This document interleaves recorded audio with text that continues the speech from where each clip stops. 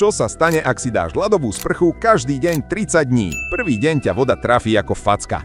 Dých sa rozpadne, srdce vystrelí hore a telo si myslí, že je koniec. Adrenalín vystrelí okamžite. Nervový systém ide na plné obrátky. Totálny šok. Tretí deň už nepanikáriš. Vlezieš dnu a stojíš tam.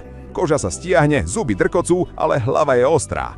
Do 7. dňa telo reaguje menej dramaticky. Stres ťa tak nerozhodí. Ranná hmla zmizne. Nie je to žiadna ezoterická blbosť, ale adaptácia nervového systému. 14. deň sa regeneruješ rýchlejšie. Dýchanie je pokojnejšie. Tolerancia nepohodlia rastie. Učíš sa znášať diskomfort bez toho, aby si sa zložil ako úplný bordel.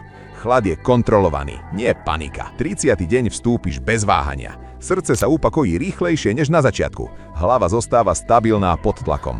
Odolnosť sa posunie o level vyššie. Áno, stále je to studená voda, nie zázračný kec. Sleduj ma pre ďalšie fakty bez zbytočných kecov.